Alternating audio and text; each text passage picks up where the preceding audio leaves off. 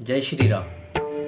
श्री रामचरितमानस के चतुर्थ सोपान किष्किंधा कांड में जब प्रभु श्री राम जी वानर राज सुग्रीव से मिलते हैं तो वानर राज सुग्रीव प्रभु श्री राम से सहायता मांगते हैं।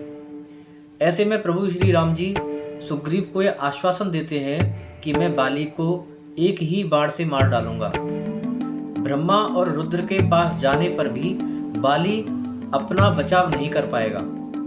ऐसे में प्रभु श्री राम जी सुग्रीव को मित्र के लक्षण के बारे में बताते हैं और ये मित्र के लक्षण आपको और हम सभी को पता होना अत्यंत आवश्यक है। प्रभु श्री राम जी सुग्रीव से कहते हैं कि जे न मित्र दुख हो ही दुखारी तिनहि बिलोकत पातक भारी। अर्थात जो लोग मित्र के दुख से दुखी नहीं होते उन्हें देखने से ही बड़ा पाप लगता है। आगे कहते हैं निज दुख गिरि सम रज करी जाना मित्रक दुख रज मेरु समाना।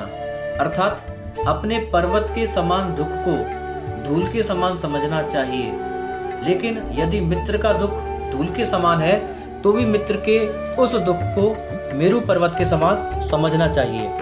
ऐसे में प्रभु श्री राम जी आगे कहते हैं कि जिनके असीमति सहज न आई ते सटकत हठी करत मिताई। अर्थात जिन्हें स्वभाव से ही ऐसी बुद्धि प्राप्त नहीं है वे मूर्ख हट करके क्यों किसी से मित्रता करते हैं। कुपथ निवारे सुपंथ चलावा गुण प्रकटय अवगुणन ही दुरावा।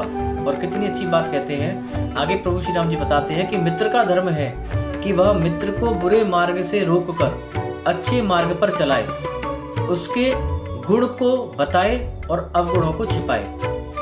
इस तरह से आगे बताते हैं प्रभु श्री राम जी देत लेत मन संकनक धरई बल अनुमान सदा हित करई।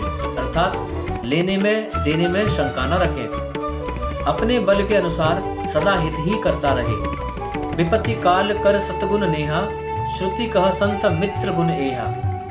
और विपत्ति के समय में तो सदा 100 गुना स्नेह करे।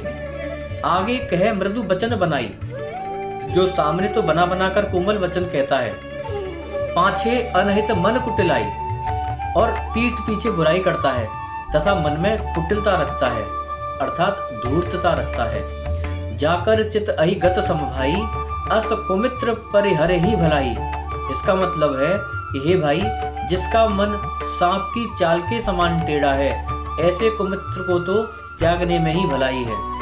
अतः प्रभु श्री राम जी के द्वारा ये जो मित्र के लक्षणों का वर्णन किया गया है, तो यदि हम भविष्य में या कभी अपना कोई मित्र बनाते हैं या हम किसी के मित्र बनते हैं तो हमें मित्र के इन लक्षणों को ध्यान रखना चाहिए।